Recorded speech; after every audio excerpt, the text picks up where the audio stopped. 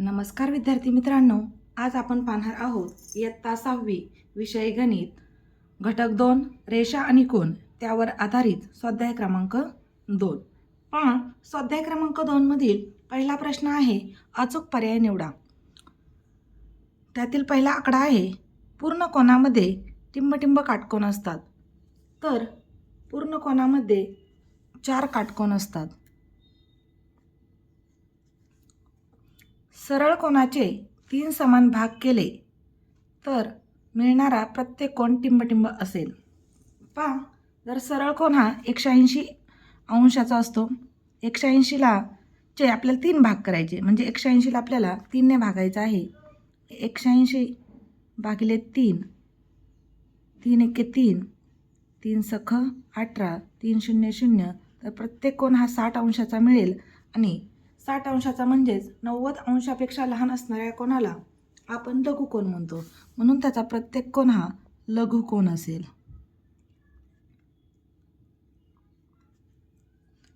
प्रश्न तिसरा आहे किरण OP आणि किरण OQ यांचा आरंभबिंदू टिंबटिंब आहे. पहा, आपण इथे किरण OP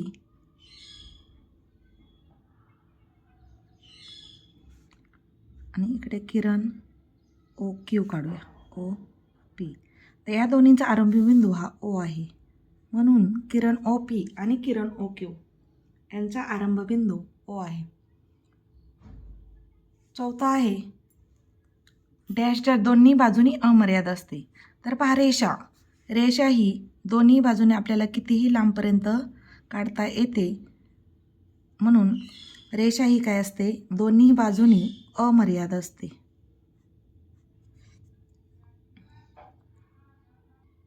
पहा, प्रश्न दुसरा आहे जोड्या जुळवा. गट A मध्ये कोणाची मापे दिली आहेत आणि गट B मध्ये त्या कोणाला काय म्हणायचं याची जोडी आपल्याला लावायची आहे. आता 91 अंश म्हणजे 90 अंशापेक्षा मोठ्या असणाऱ्या कोणाला विशाल कोन म्हणतात. आणि हा 91 अंश आहे, म्हणजे हा कोणता कोन आहे, तर विशाल कोन आहे. आपण याची जोडी लावून घेऊया.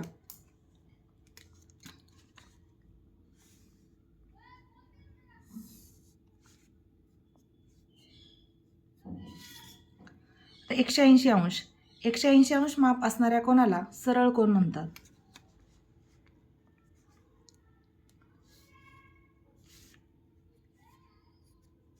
तर 360 अंश असणाऱ्या कोणाला पूर्ण कोन म्हणतात.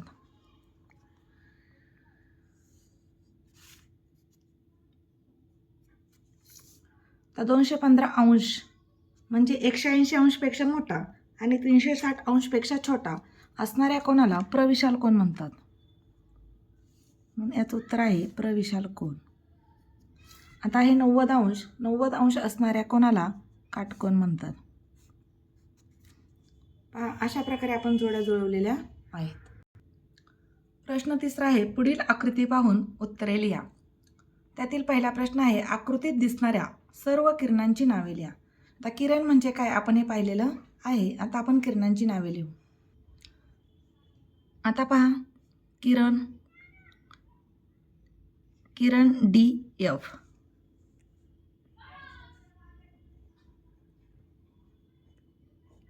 किरण DF. परत आहे किरण DA,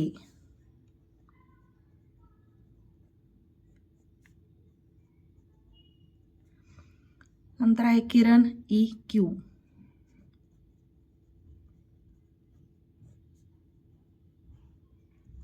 नंतर आहे किरण EC,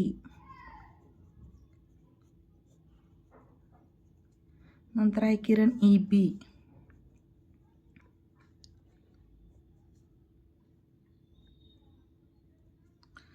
आता DF झाला, DA झाला, EC, EQ आणि EB झाला. किरण EF,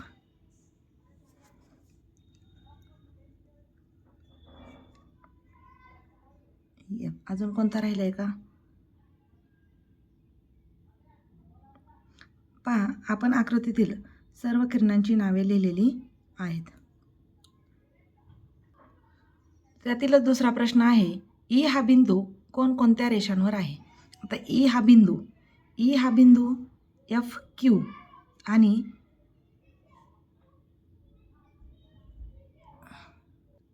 आता पहा ई हा बिंदू कोणकोणत्या रेषांवर आहे. तर ई हा बिंदू पी आणि क्यू, त्याचप्रमाणे सी आणि एफ या रेषांवर आहे. म्हणून ई हा बिंदू रेषा पी क्यू आणि रेषा सी एफ या रेषेवर आहे.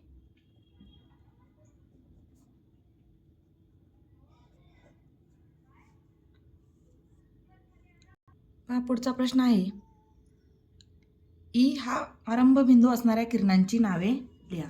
तर ई हा आरंभबिंदू असणाऱ्या किरणांची नावे लिहू आपण. किरण ई क्यू, किरण ई एफ, किरण ई सी आणि किरण ई बी. ओके, आधी आपल्याला आहे प्रश्न तिसरा आहे, आकृतीत दिसणाऱ्या रेषाखंडांची नावे लिहा. आणि नंतर प्रश्न आहे, ई हा आरंभबिंदू असणाऱ्या किरणांची नावे लिहा. तर आधी प्रथमतः आपल्याला रेषाखंडांची नावे लिहावी लागतील. आता या आकृतीमध्ये रेषाखंड पी डी आहे, त्याचप्रमाणे रेषाखंड डी आणि ई आहे, रेषाखंड ई आणि क्यू आहे, रेषाखंड ई आणि सी आहे, रेषाखंड ई आणि एफ आहे, रेषाखंड ई आणि बी आहे, रेषाखंड डी आणि ए आहे. मग आता आपण नावं लिहूया. रेषाखंडालाच आपण रेख म्हणतो. रेख डी पी, त्याचप्रमाणे रेख डी ए, त्याचप्रमाणे रेख डी ई, रेख ई क्यू,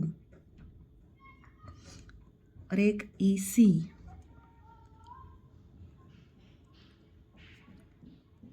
रेख ई बी,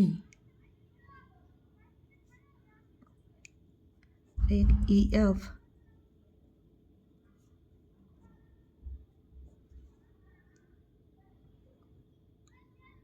आणि रेख पी क्यू. हे सर्व रेषाखंड आहेत. पुढील प्रश्न आहे, ई हा आरंभबिंदू असणाऱ्या किरणांची नावे लिहा. ई हा आरंभबिंदू असणारे किरण कोणकोणते आहेत. तर किरण पहा, किरण ई आणि बी, किरण ई बी, किरण ई सी, किरण ई क्यू आणि किरण ई एफ. किरण ई बी,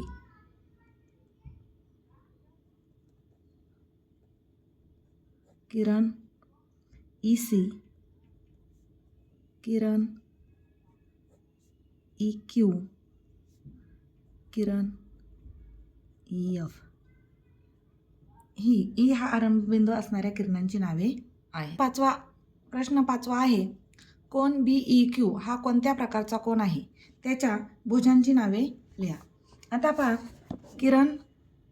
कोन बी ई आणि क्यू हा कोणत्या प्रकारचा कोन आहे.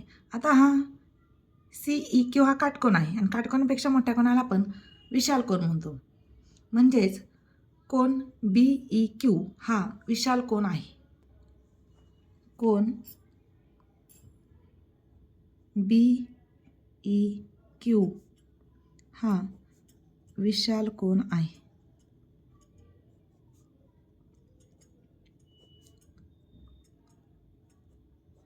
आता आपल्याला त्याच्या भुजांची नावे पाहिजे आहेत. त्याच्या कोणत्या भुजा आहेत बी क्यूच्या. तर भुजा ई क्यू आणि भुजा बी ई. भुजा म्हणजे बाजू, भुजा बी ई आणि भुजा बी ई क्यू. आता पुढचा प्रश्न आहे, सोबतच्या आकृतीमधील कोनांचे नावे लिहून त्यांचे प्रकार लिहा. आता पहा, कोन पी ओ क्यू हा कोणत्या प्रकारचा कोन आहे. हा 90 अंशापेक्षा मोठा आहे, म्हणजे हा विशाल कोन आहे. म्हणून कोन पी ओ क्यू हा कोणता कोण आहे? विशाल कोण.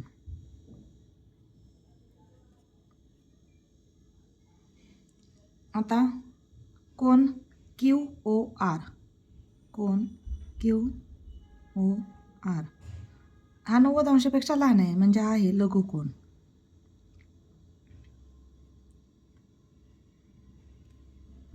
आता कोण आर ओ एस, कोण आर ओ एस पहा S O R, R O S हा देखील काय आहे? विशाल कोण आहे.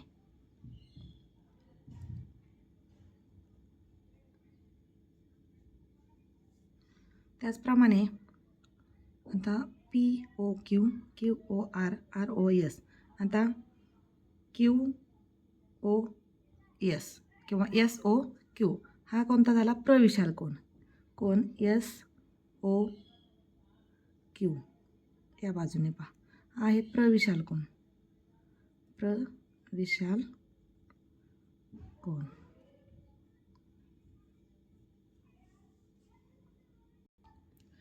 पहा पी ओ एस, कोण पी ओ एस विशाल कोण.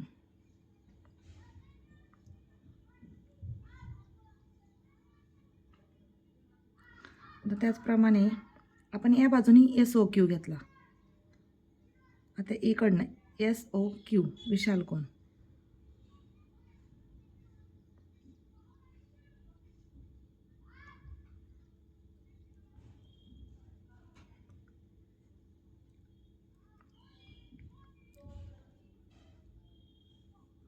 आता पुढचा प्रश्न आहे, खालील प्रत्येक आकृतीतील लघुकोनांची संख्या शोधा.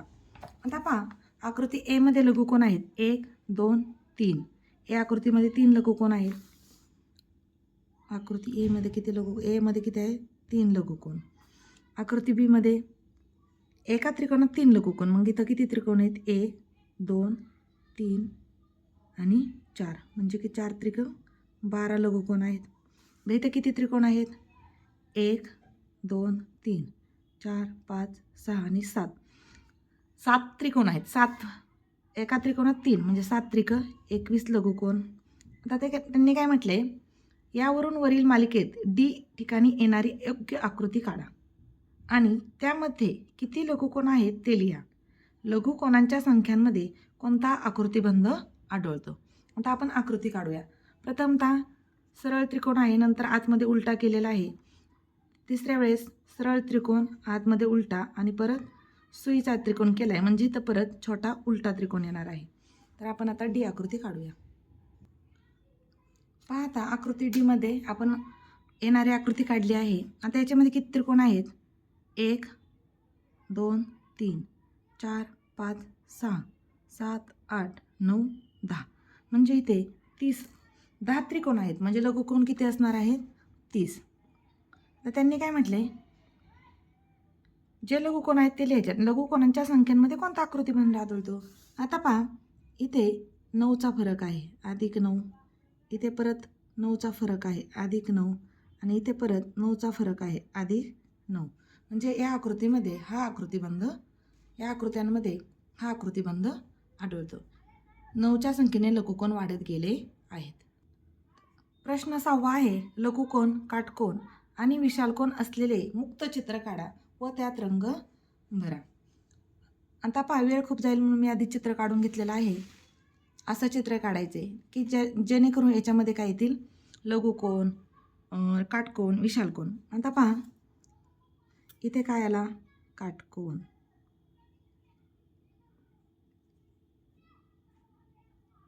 आपल्याला मुक्त चित्र काढायचं होतं. आता लघुकोन इथे पहा, इथे कोणता येतोय? लघुकोन.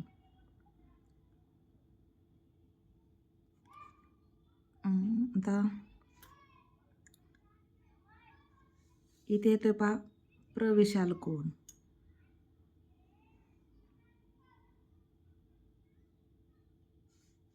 इथे तो विशालकोन. अशा प्रकारे आपल्याला लघुकोन, काटकोन आणि विशालकोन असलेली मुक्त चित्र काढायचं आहे आणि याच्यात रंग पण भरायचे आहेत. इथं पहा, इथं पूर्ण कोण आला आहे सूर्यामध्ये. त्याचप्रमाणे इथं काटकोन आहे, इथे काटकोन आहे, इथे काटकोन आहे, भरपूर ठिकाणी लघुकोन आहे, इथे लघुकोन आहे, इथे लघुकोन आहे. अशा प्रकारे आज आपला स्वाध्याय 2 सोडवून झालेला आहे. आता सराव संच 3.1 पाहण्यासाठी व्हिडिओला लाईक करा, शेअर करा आणि सबस्क्राईब करा, जेणेकरून तुम्हाला पुढील व्हिडिओ पाहायला मिळेल. तोपर्यंत धन्यवाद. थँक्यू.